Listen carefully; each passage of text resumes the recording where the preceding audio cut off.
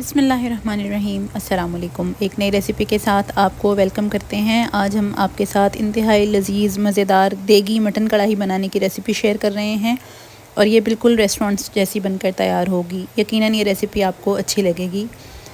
Mutton देगी कढ़ाई बनाने के लिए मैंने यहाँ पर 3/4 कप या पौना कप तेल एक पतीली में शामिल कर दिया है और उसके साथ ही मैंने यहाँ पे 750 ग्राम गोश्त लिया है। मटन का गोश्त है हड्डी वाला, वो इसमें शामिल कर दिया है। साथ ही साथ 2 दरमियाने साइज़ के प्याज लिए थे और उनको स्लाइस करके मैंने वो भी इसमें शामिल कर दिया है। अब मैंने चूल्हा ऑन किया है और मीडियम हीट रखते हुए मुझे इसको इतना फ्राई करना है गोश्त और प्याज को कि इसका जो कलर है वो गोश्त का चेंज हो जाए और प्याज हल्के से सॉफ़्ट हो जाए। तकरीबन 2 से 3 मिनट मीडियम हीट पे इसको फ्राई करते हुए आप देख सकते हैं कि इसका जो गोश्त का कलर है वो चेंज हो गया है और प्याज भी थोड़ा सा सॉफ़्ट हो गया है। इसके बाद यहाँ मैंने इसमें 2 खाने के चम्मच पिसा हुआ लहसुन अदरक का पेस्ट शामिल किया है और ये 2 खाने के चम्मच भर कर मैंने लिए थे। साथ ही साथ 1 खाने का चम्मच पिसी हुई हरी मिर्च इसमें शामिल की है। 1 चाय का चम्मच लेवल करके मैंने इसमें सफ़ेद ज़ीरा शामिल किया है और इस स्टेज पर मैंने हल्का कर दिया था चूल्हा जब मसाले डाल रहे थे। अब यहाँ पे मैंने 1 चाय का चम्मच लिया है पिसी हुई लाल मिर्च का भरकर और 1 चाय का चम्मच ही मैंने ताज़ा पिसा हुआ धनिया लिया है। साबुत धनिया लिया था 1 चाय का चम्मच और उसको अच्छे से फ़ाइन क्रश कर लिया था मैंने। नमक हस्बे ज़ायक़ा है और ये 1/4 कप यानी 1/4 चाय का चम्मच मैंने इसमें हल्दी का शामिल किया है। हल्दी इसमें हम इस्तेमाल करेंगे लेकिन हल्दी की क्वांटिटी बहुत कम होगी।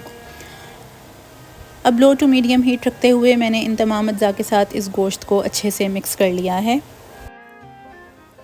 ये तमाम अज्जा अच्छे से मिक्स कर लेने के बाद मैंने इसमें इतना पानी शामिल किया है कि ये गोश्त 50% तक गल जाए। मतलब मैंने इसमें 1 से सवा कप के करीब पानी शामिल किया है। ज़्यादा पानी हमें नहीं डालना क्योंकि हमें इसको अभी भूनना है अच्छे से। तो इसको 50% तक गलाने के लिए मैंने इसमें 1 से सवा कप पानी शामिल कर दिया था। तकरीबन 25 मिनट के बाद मैंने इसका ढक्कन उठाया था तो ये गोश्त अधगला हो गया था, यानी ये कुक हो गया था 50% तक।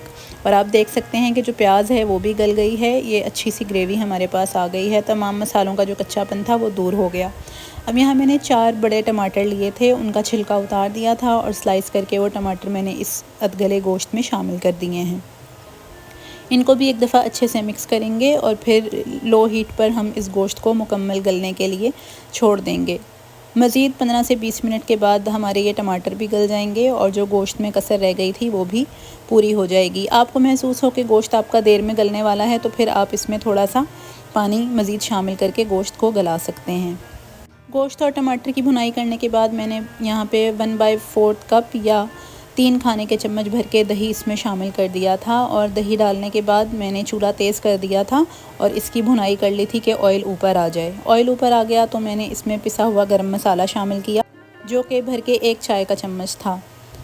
अब यहाँ मैंने इसमें हरा मसाला शामिल किया है जिसमें अच्छी खासी क्वांटिटी में तकरीबन 2 खाने के चम्मच अदरक है। कटी हुई जूलन जो मैंने इसमें शामिल की है 5 से 6 हरी मिर्चें हैं, ये भी आप अपने टेस्ट के अकॉर्डिंग शामिल कर सकते हैं। और 2 से 3 खाने के चम्मच मैंने इसमें बारीक कटा हुआ हरा धनिया शामिल किया है। ये तमाम अज्जा इस कढ़ाई में शामिल करने के बाद हम इसे 1 से 2 मिनट के लिए बिल्कुल धीमी आंच पर दम पर रखेंगे और हमारी ये कढ़ाई बनकर बिल्कुल रेडी हो जाएगी। इंतहाई लजीज़ कढ़ाई बनकर तैयार होगी। आप इसको रोगनी नान के साथ, सादे नान के साथ या पराठे के साथ सर्व करें। रेसिपी अच्छी लगी हो तो हमारे चैनल को ज़रूर सब्सक्राइब कर दें। इस रेसिपी को अपने फ्रेंड्स और फैमिली के साथ ज़रूर शेयर करें। अल्लाह ताला हमारे और आपके रिज़्क़ में बहुत ज़्यादा बरकत अता फ़रमाए। एक नई रेसिपी के साथ हाज़िर होंगे, तब तक के लिए अल्लाह हाफ़िज़।